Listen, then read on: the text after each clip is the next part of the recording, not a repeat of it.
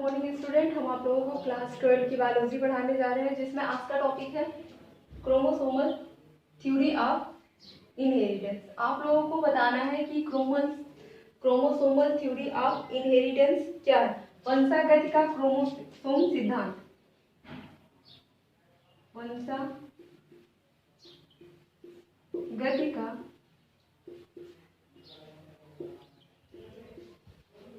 Chromosome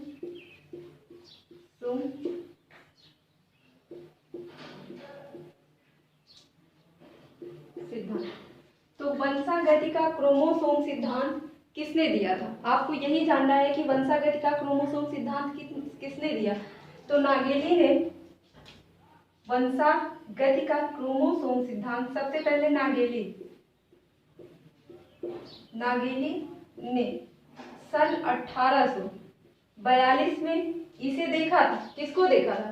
chromosome को देखा था कि नागेली ने 1842 में देखा। किसमें देखा? केंद्रक में धागेनुमा संरचना थी, जिसे उन्होंने देखा और इसे क्रोमोसोम नाम दे दिया। दूसरे वैज्ञानिक इसके बाद आते हैं E.G. बालबियानी। इन्होंने 1872 में इसकी संरचना देखा और इसकी उपस्थिति की पुष्टि। वंशागति का क्रोमोसोम सिद्धांत अभी ये नहीं पता चला किसने दिया। पहले ये देखते हैं कि क्रोमोसोम को देखा किसने था। क्रोमोसोम को नागेली ने 1842 ईस्वी में किसने देखा था? न्यूक्लियस के अंदर देखा था। न्यूक्लियस ये क्या है? केंद्रक कला है। केंद्रक कला, तो ये न्यूक्लियस है। इसी के अंदर उन्होंने धागेनुमा पतली पतली संरचनाएं देखी थी और इन्होंने इसे क्या नाम दिया कि ये क्रोमोसोम्स है। फिर E.G. बालबियानी ने इसे क्रोमोसोम नाम दिया। इन्होंने क्रोमोसोम को देखा नागेली ने, और बालबियानी ने क्या किया? इसे 1872 में क्रोमोसोम नाम दिया।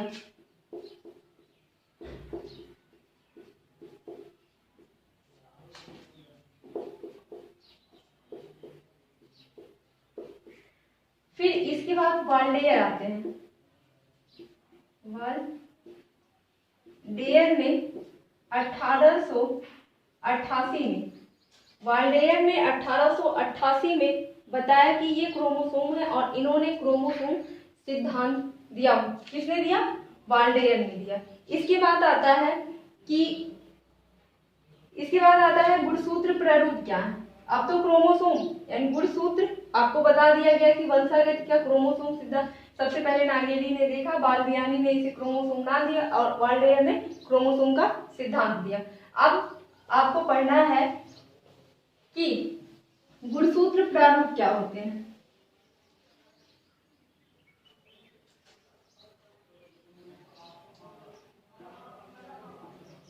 गुणसूत्र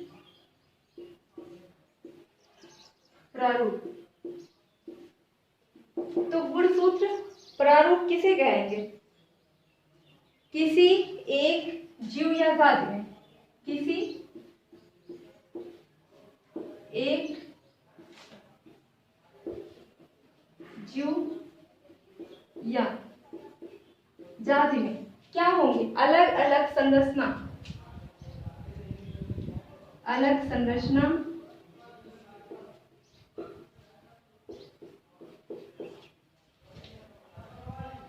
आकार, आकृति, यौन क्या होगी? गुणसूत्र प्रारूप क्या होगा? किसी एक जीव या जाति में अलग अलग संरचना के, आकार के, आकृति के, यौन रंग के गुणसूत्र निश्चित संख्या में होंगे या निश्चित समूह में होंगे। जैसे अगर मानव का देख लिया जाए, मनुष्य में कितने गुणसूत्र होते हैं? 46 होते हैं। मधुमक्खी का देख लिया जाए, उसमें 32 होते हैं। तो अलग अलग समूह में होंगे, अलग आकार के होंगे, अलग आकृति के होंगे, एवं अलग रंग के होंगे और उनका समूह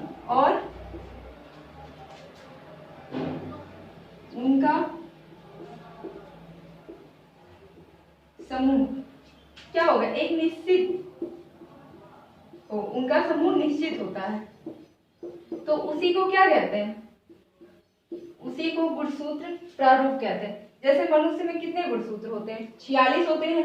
ये निश्चित है कि मानव में 46 गुणसूत्र पाए जाते हैं, इससे न ज्यादा पाए जाते हैं न इससे कम पाए जाते हैं। अगर ज्यादा होगा तो कोई रोग उत्पन्न करेगा, कम होगा फिर कोई रोग उत्पन्न करेगा। या तो अगर ये मधुमक्खी का है, अगर मधुमक्खी में कम होंगे या ज्यादा होंगे तो भी कोई रोग उत्पन्न करेंगे, अगर कम होगा तब भी रोग उत्पन्न करेंगे, ज्यादा होगा तब भी रोग उत्पन्न करेंगे। तो किसी भी जीव में, किसी एक जीव में या जाति में अलग संरचना, आकार, आकृति एवं रंग और उनका समूह क्या होता है, निश्चित होता है। अगर मानव में 46 गुणसूत्र है और दूसरा मानव है तो उसमें 46 गुणसूत्र होंगे। जैसे हम में अगर 46 गुणसूत्र हैं तो और कोई व्यक्ति पर्सन होगा, चाहे वो मेल हो या फीमेल हो, उसमें 46 गुणसूत्र ही होंगे। दूसरा आता है मधुमक्खी। मधुमक्खी में दो प्रकार के होते हैं। मनुष्य में XY गुणसूत्र पाया जाता है, तो ये मादा है और ये नर है। लेकिन अगर हम मधुमक्खी की बात करें, दोनों में संख्या समान होती है। 46 गुणसूत्र नर में होगा और 46 ही गुणसूत्र मादा में होगा। लेकिन ये मधुमक्खी का हमने दिया है गुणसूत्र, मधुमक्खी में 42 गुणसूत्र किसमें होते हैं, क्वीन में होते हैं। रानी मधुमक्खी में 42 गुणसूत्र होते हैं, यानी ये डिप्लॉयड फॉर्म में होता है। लेकिन जो नर होता है, जिसे ड्रोन कहा जाता है,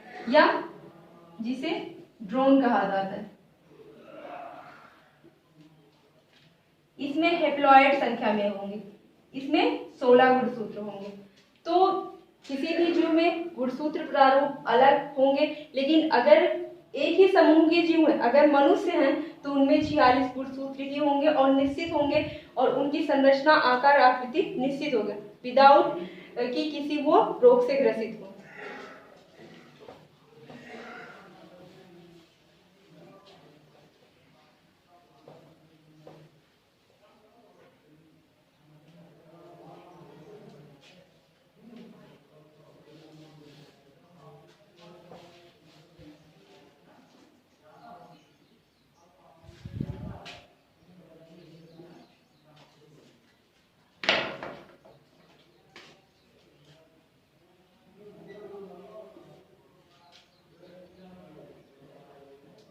सन 1902 में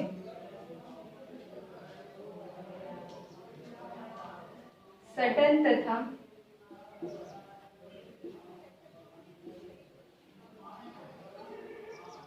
बाबेली ने वंशागति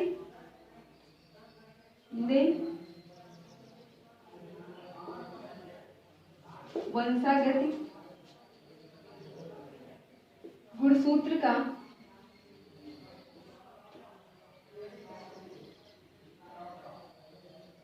गुणसूत्र मत का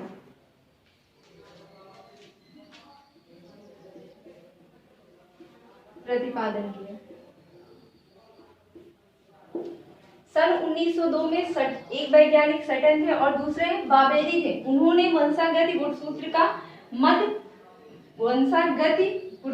मत प्रतिपादित किया कि वंशागति ही गुणसूत्र ही है जो वंशागति का पालन करते हैं, एक पीढ़ी से दूसरे पीढ़ी में गुणसूत्रों को ले जाते हैं। वो डिसाइड करते हैं कि नर होगा या मादा होगा।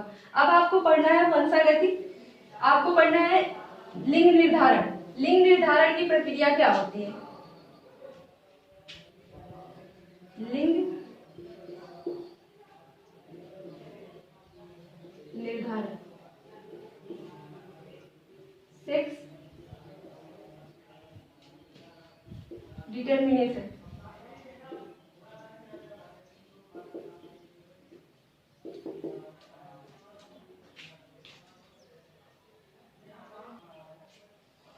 तो आपको पढ़ना है कि लिंग निर्धारण क्या है, सेक्स डिटर्मिनेशन क्या है।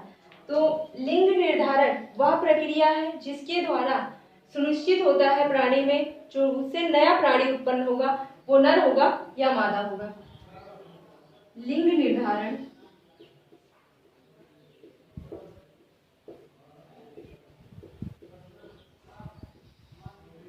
वह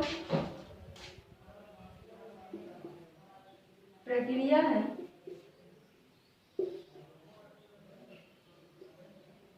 जिसके द्वारा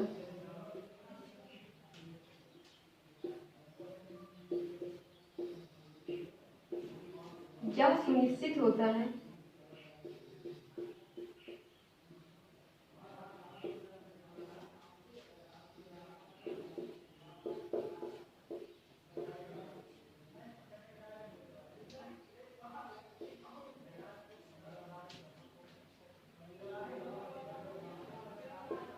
प्राणी से उत्पन्न संतान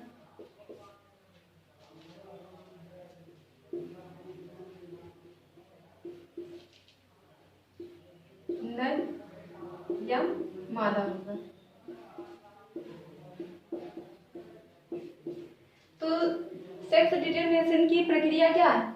लिंग निर्धारण या सेक्स डिटरमिनेशन की प्रक्रिया वह है जिसके द्वारा क्या सुनिश्चित होता है? यह सुनिश्चित होता है कि प्राणी एनिमल्स से उत्पन्न संतान नर होगा या मादा होगा। लिंग निर्धारण का कार्य यही होता है, वो सुनिश्चित करेगा जो इससे नया संतान उत्पन्न हो रहा है वो नर होगा या मादा होगा। अब हमको पढ़ना है जंतुओं में लिंग निर्धारण की प्रक्रिया। जंतुओं में लिंग निर्धारण की प्रक्रिया क्या है? जंतुओं में लिंग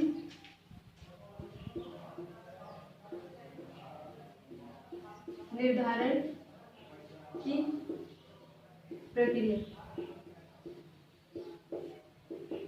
जंतुओं में लिंग निर्धारण की प्रक्रिया जानने से पहले ये किन किन चरणों में होती है, सबसे पहले ये हम जानेंगे कि किस प्रकार से लिंग निर्धारण होता है। सबसे पहले लिंग निर्धारण के लिए एक नर और मादा की आवश्यकता होती है। नर और दूसरा मादा होगा। तो नर जो होगा, नर में जो क्रोमोसोम्स उपस्थित होंगे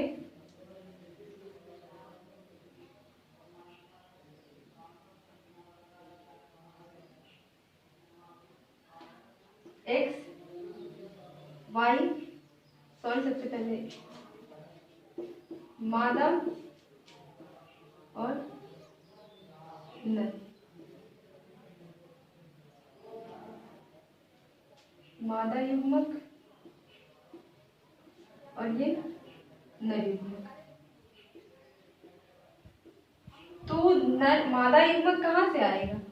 मादा से, मादा में प्रजनन होगा, और नर युग्मक कहाँ पे होगा? नर में प्रजनन होगा। तो मादा में जो युग्मक होते हैं, मादा डिप्लॉयड फॉर्म में होता है और ये भी क्या होता है? डिप्लॉयड फॉर्म में होता है। लेकिन ये इनका जो नर युग्मक और मादा युग्मक होता है, ये मादा का कहाँ पे होता है? अंडाणु में, और ये इसका शुक्राणु।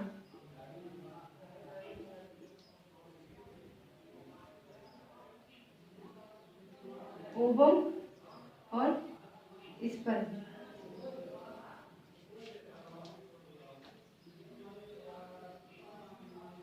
फीमेल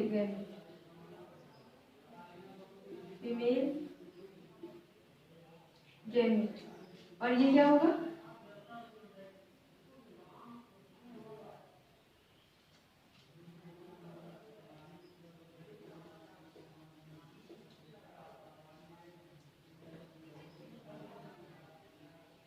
सॉरी, ये नहीं होना चाहिए था, यहाँ पे होगा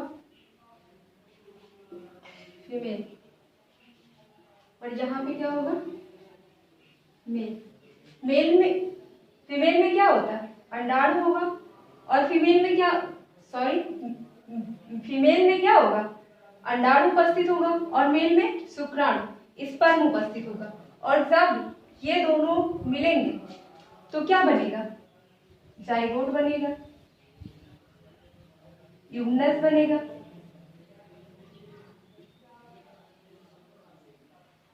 तो इसके मादा में जो होते हैं 46 गुणसूत्र होते हैं और नर में भी 46 गुणसूत्र होंगे। लेकिन यहाँ पर जब ये जाते हैं ये डिप्लॉयड फॉर्म में है, यहाँ पे डिप्लॉयड फॉर्म में है। लेकिन जब निषेचन की क्रिया होती है तो ये किस फॉर्म में जाते हैं? हैप्लॉयड फॉर्म में जाते हैं। यहाँ पे कौन सा विभाजन होता है? अर्धसूत्री विभाजन के थ्रू अर्धसूत्री विभाजन यहाँ पे होगा तो क्या बनेगा? जाइगोट बनेगा और जाइगोट के बाद क्या बनेगा? भ्रूण बनेगा। भ्रूण और भ्रूण के बाद नया संतान उत्पन्न होगा। लेकिन किस प्रकार से नया संतान उत्पन्न होगा? नर में, मादा में क्या होता है? XX गुणसूत्र होते हैं और नर में XY गुणसूत्र होते हैं। लेकिन इनमें चाहे नर हो या मादा हो,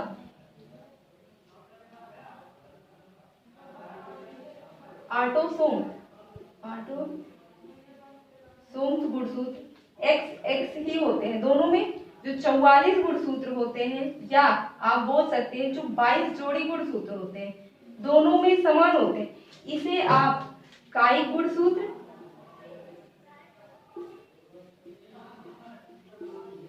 या ऑटोसोम्स गुणसूत्र बोल सकते हैं या दैहिक गुणसूत्र भी बोल सकते हैं या दैहिक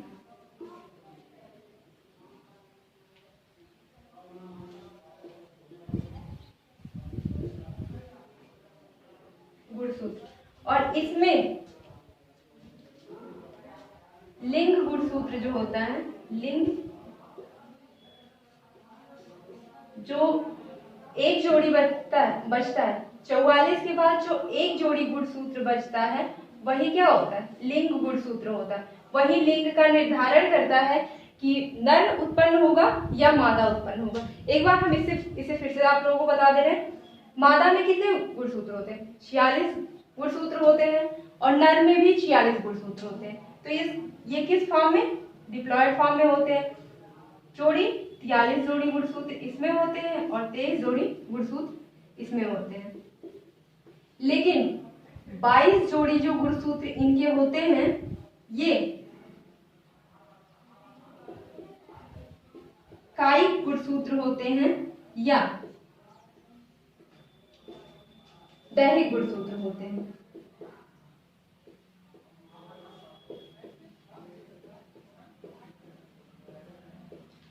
चाहे नर हो या मादा में, दोनों में 22 जोड़ी गुणसूत्र क्या होते हैं? समान होते हैं, असमान नहीं होते। लास्ट में जो एक जोड़ी बच रहा है यहाँ पे वही लिंग गुणसूत्र होता है। उसी के द्वारा ये निर्धारित होता है जो इससे संतान उत्पन्न होगा वो नर होगा या मादा होगा। तो ये फिर क्या करेंगे?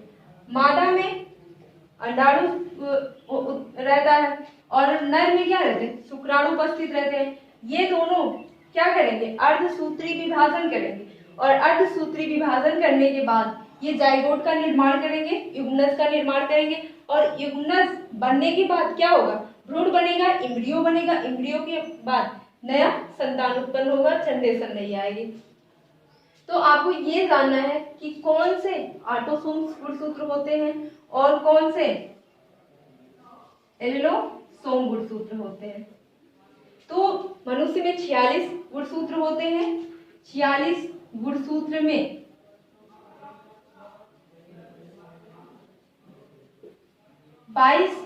23 की जोड़ी में होंगे 23 जोड़ी गुणसूत्र।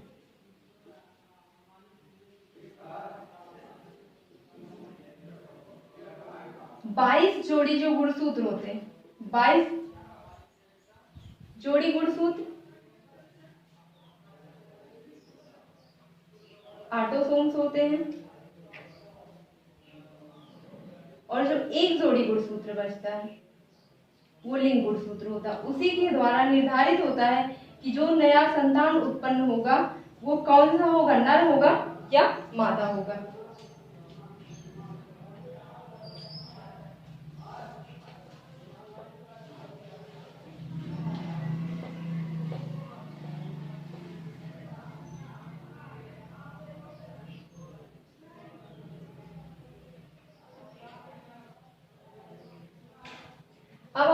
बताना है लिंग गुणसूत्र निर्धारण की, लिंग गुणसूत्र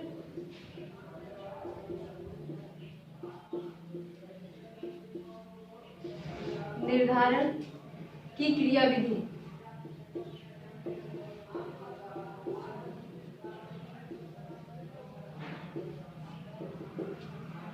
तो लिंग गुणसूत्र का निर्धारण की क्रियाविधि आप जानने जा रहे हैं। तो किस किस प्रकार से किन किन गुणसूत्रों के द्वारा लिंग निर्धारण की प्रक्रिया संपन्न होती है, ये आज आप लोगों को पढ़ना है। सबसे पहले देखेंगे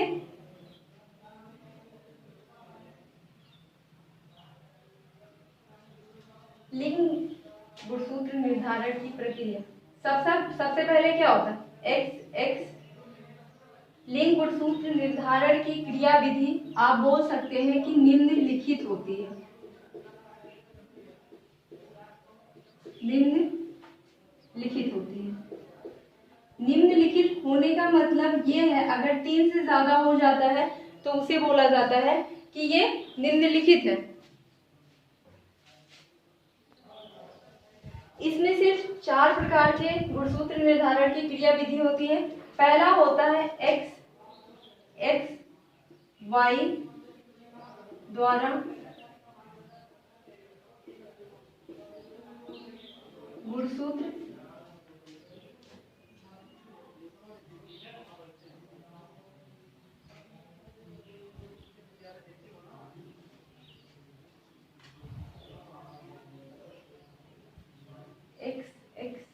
एक्स वाई द्वारा गुणसूत्र द्वारा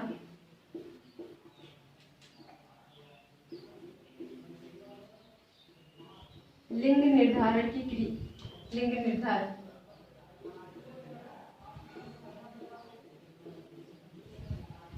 एक्स और एक्स वाई द्वारा गुणसूत्र निर्धारण किन किन में होता है। सबसे पहले तो हम ये जानेंगे कि जो लिंग निर्धारण होता है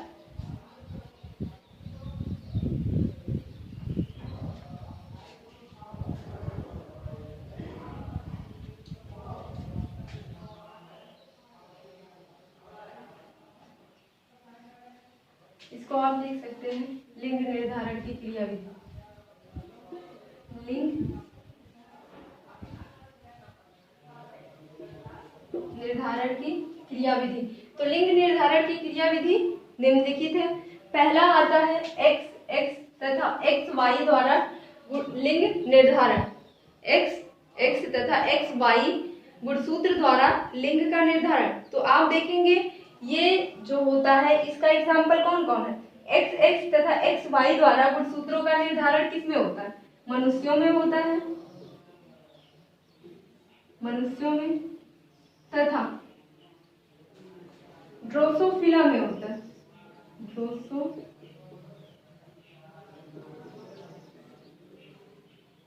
में होता है।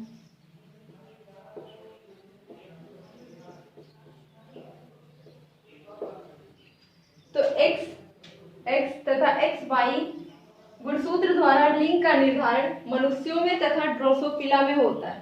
तो हम इसकी क्रियाविधि जानेंगे कि किस प्रकार से ये नर और मादा उत्पन्न करते हैं। सबसे पहले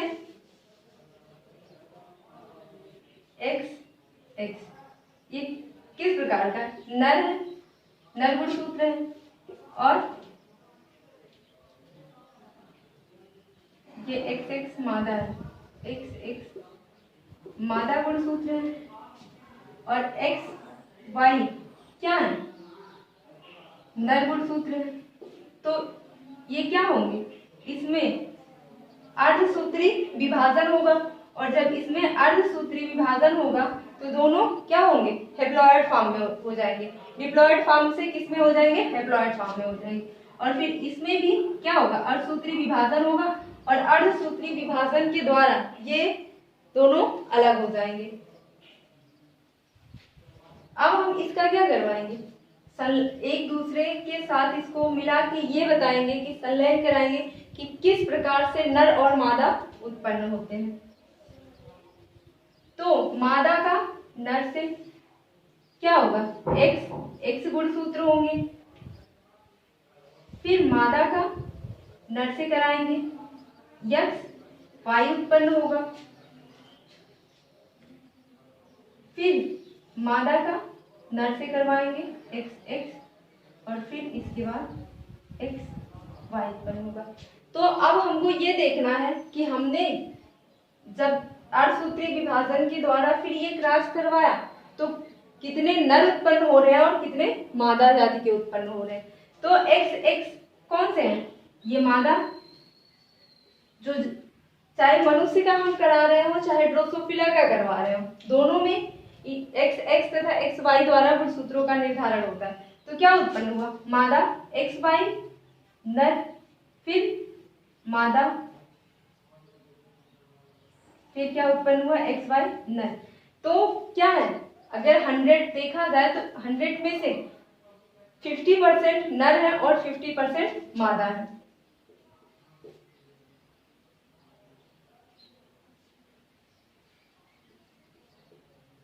और मादा भी कितने परसेंट है? 50% है। दोनों की संख्या बराबर आई है, नर और मादा बराबर रूप से उत्पन्न, ना नर की संख्या अधिक है ना मादा की संख्या अधिक है।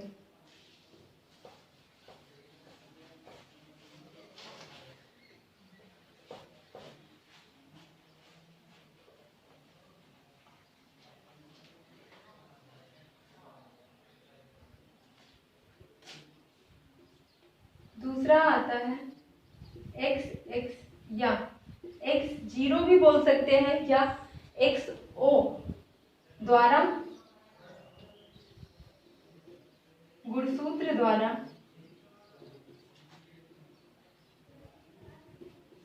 लिंग निर्धारण।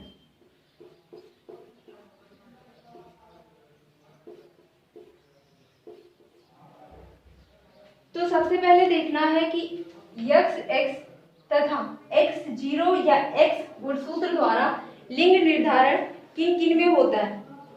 एग्जाम्पल इसका देखेंगे, खटमल,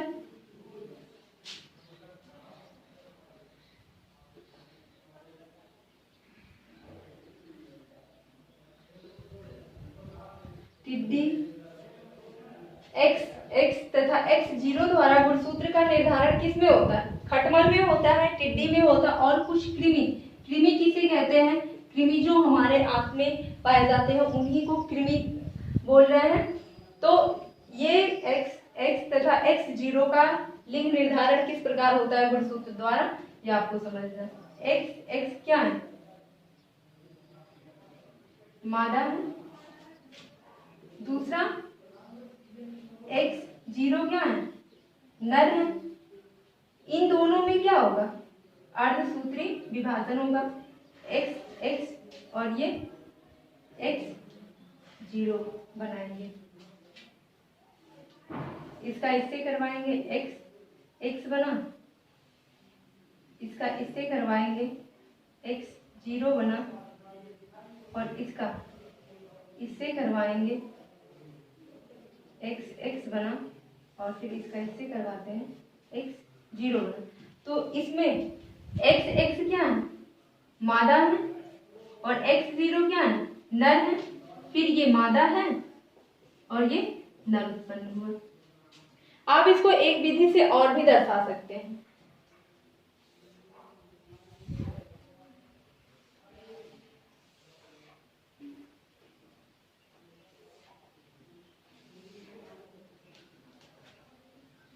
XX इसका इससे क्रॉस करवाएंगे, क्या होगा?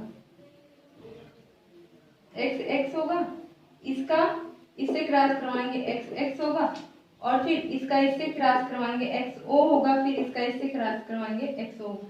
चाहे आप इस माध्यम से करवाइए चाहे इस माध्यम, इसमें भी 50% क्या उत्पन्न होंगे?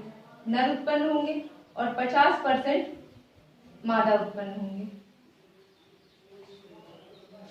ये विधि है XX तथा X0 या XO द्वारा गुणसूत्र द्वारा लिंग निर्धारण। इसमें ये मादा जो है, मादा में जोड़ी में गुणसूत्र पाए जा रहे हैं, और इसमें एक गुणसूत्र अब्सेंट है, सिंगल गुणसूत्र पाया जा रहा है।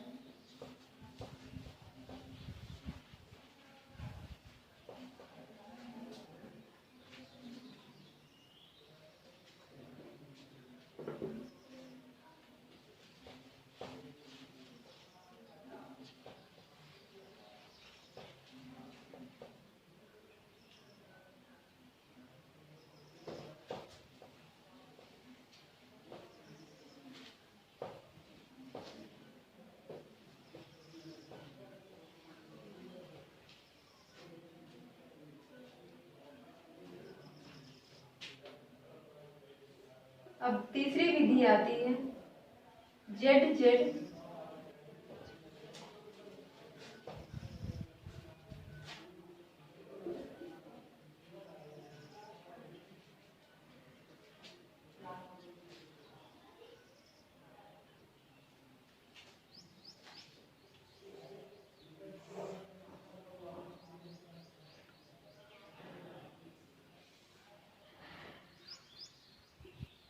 जेड जेड जेड डब्ल्यू गुणसूत्र द्वारा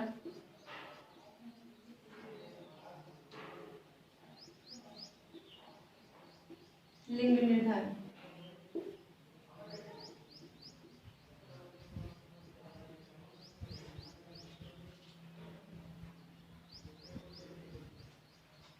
तो आपको इसमें पता करना है कि जेड जेड जेड डब्ल्यू द्वारा लिंग निर्धारण किन किन जीवों में होता है। तो ये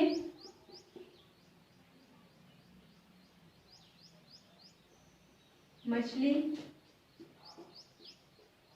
सरीसृप,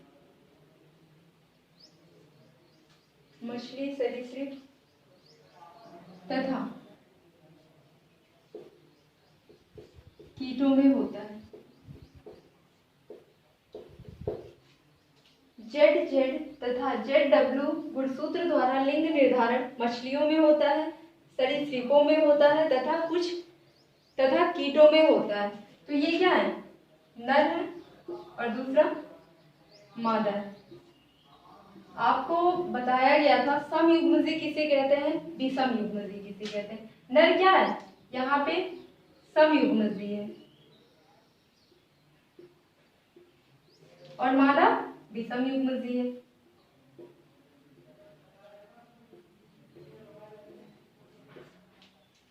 तो यहाँ पे जो लिंग निर्धारण की प्रक्रिया कराई जाती है दो तरीके से कराई जाती है। कभी नर समयुग्मजी या विषम युग्मजी होता है और कभी मादा समयुग्मजी या विषम युग्मजी होता है। जैसे आपने मानव के केस में पढ़ा क्या, नर जो होता है वो विषम युग्मजी होता है और मादा जो होती है समयुग्मजी होती है। यहाँ पे नर क्या है, समयुग्मजी है और मादा विषम युग्मजी है।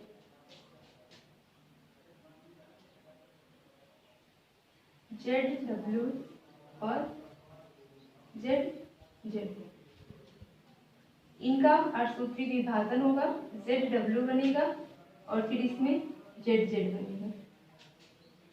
हमें इनका क्या करवाना है, cross Z Z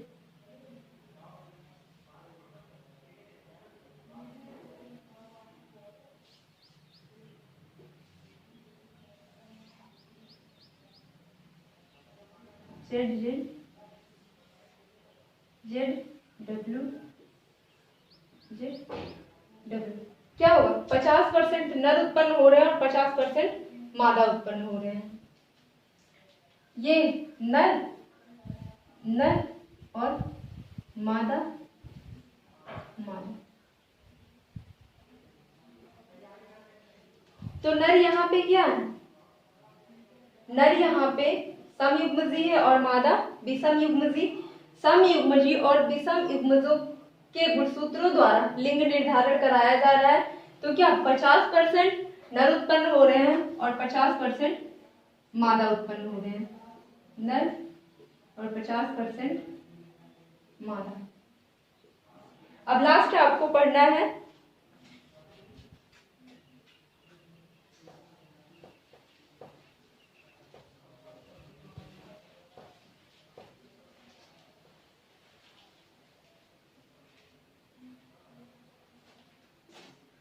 Z zero Z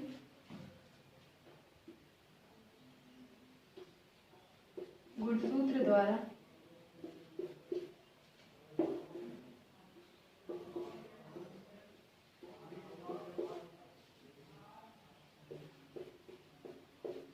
लिंग निर्धारण। तो जेड जीरो तथा जेड जेड द्वारा गुणसूत्र द्वारा लिंग निर्धारण किस प्रकार से होता है, ये किस किस में होता है। इसमें एग्जाम्पल है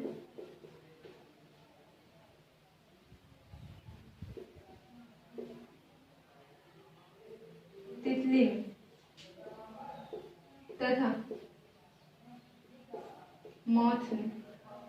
अब आप ये सोच रहे होंगे कि माछ है क्या। माछ एक ऐसा जीव है जो दीवार जो होती है, इमारत बिल्डिंग जो होती है, बिल्डिंग की दीवारों पर चिपकी रहती, वो हमेशा उड़ती नहीं। उसकी संरचना इस प्रकार से होती है।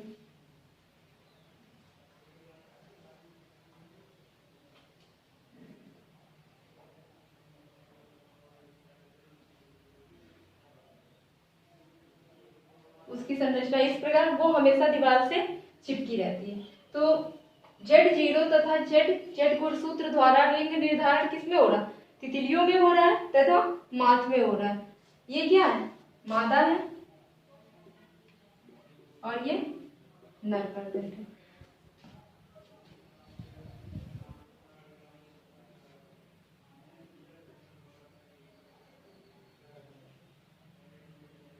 नर और मादा। Z0 और Z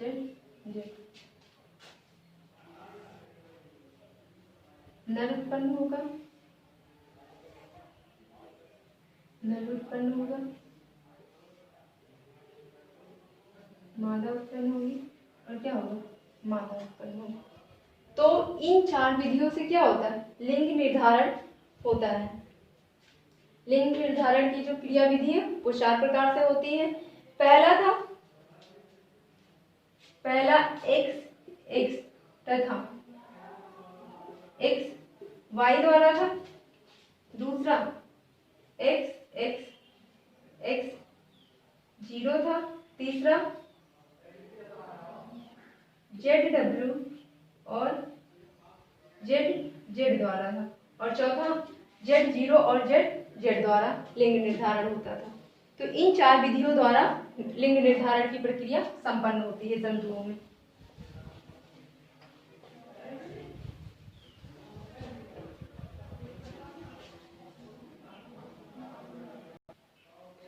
लिंग निर्धारण में अब आपको लास्ट टॉपिक बचती है कि कभी कभी द्विगुणित तथा अगुणित जीवों के बीच में क्या होता है? लिंग निर्धारण की प्रक्रियाएं संपन्न होती हैं।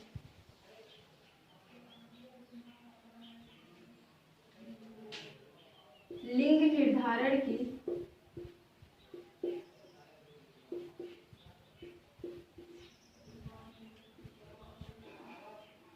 अगुणित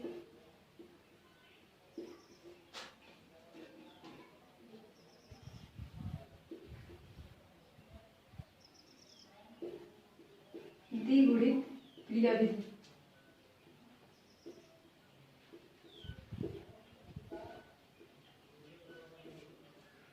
तो लिंग निर्धारण की किसमें आप पढ़ रहे हैं? जीवों में पढ़ रहे हैं। इससे पहले भी आपने जीवों में लिंग निर्धारण की क्रियाविधि पढ़ी। तो जो जीवों में लिंग निर्धारण की क्रियाविधि किसी में अगुणित और द्विगुणित क्रियाविधि द्वारा संपन्न होता है। तो किसमें होता है? इसका एग्जाम्पल है मधुमक्खी। मधुमक्खी में लिंग निर्धारण की जो प्रक्रिया होती है अगुणित और द्विगुणित के द्वारा होता है। जैसे इसमें जो नर होता है, नर, और दूसरा क्या होता है?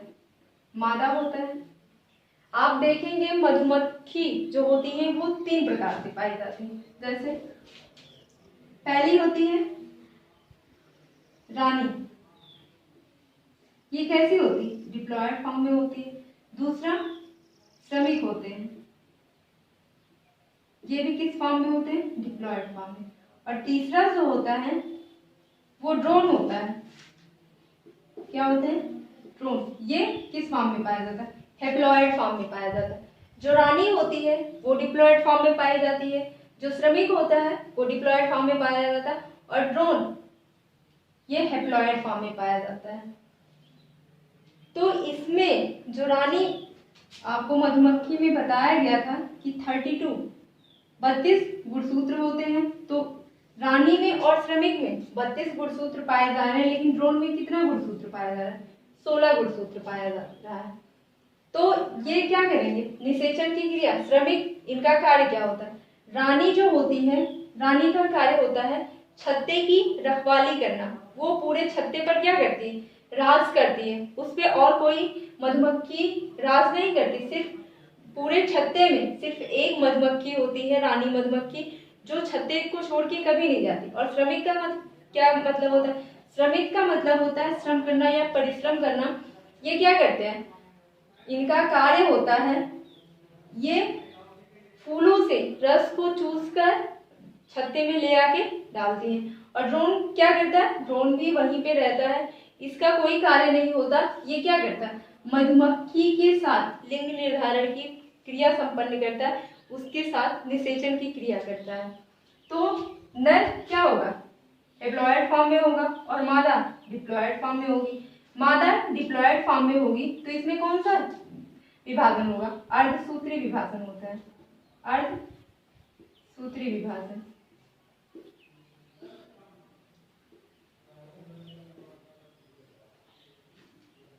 तो हेप्लॉयड एन बनेगा। और ये नर क्या है? जहां पे 32 क्या है? गुणसूत्र है। यहाँ पे क्या होंगे?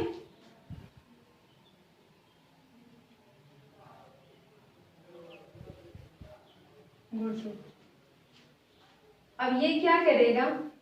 अब ये जोड़ी में है ही नहीं। अगर हम इसमें अर्धसूत्री विभाजन क्या करेंगे तो क्या होगा? n/2 हो जाएगा। लेकिन इसमें अर्धसूत्री विभाजन नहीं होता, इसमें समसूत्री विभाजन होगा। समसूत्री विभाजन क्या होगा? हेप्लॉयड। अब इसका क्रॉस करवाना है तो ये क्या करेगा? जो मादा होती है और नर दोनों, नर समसूत्री विभाजन करता है और मादा अर्धसूत्री विभाजन कर रही है। इसके बाद ये क्या करेंगे? इसका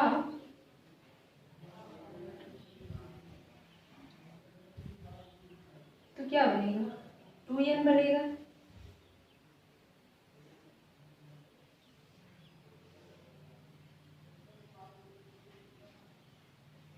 और ये अकेले बनेगा। तो जब इसका निषेचन करवाया जाता है तो क्या होती है? मादा मक्खी उत्पन्न होती है, मादा मधुमक्खी उत्पन्न होती है। तो ये है लिंग निर्धारण की अगुणित या द्विगुणित क्रिया विधि। तो इसमें क्या होता है? एक नर होता है और दूसरा मादा होता है। नर क्या होता है? हेप्लॉयड फॉर्म में होता है और मादा जो होता है वो डिप्लॉयड फॉर्म में होता है। मधुमक्खी में 32 गुणसूत्र होते हैं। तो ये क्या करेगी? मादा अर्धसूत्री विभाजन करेगी और अर्धसूत्री विभाजन करने पर क्या होगा? हेप्लॉयड फॉर्म में जाएगा। जो इसके गुणसूत्र होंगे वो हेप्लॉयड फॉर्म में जाएंगे और हेप्लॉयड फॉर्म में जाके ये क्या करेंगे? इससे जब क्रॉस करेंगे, इससे मिलेंगे तो क्या बनाएंगे? मादा मधुमक्खी बनाते हैं। तो ये थी लिंग निर्धारण की अगुणित तथा द्विगुणित क्रिया विधि। ये आज आपका क्रोमोसोमल थ्योरी समाप्त होता है। इसके बाद आप लोगों को नेक्स्ट वीडियो में बताया जाएगा।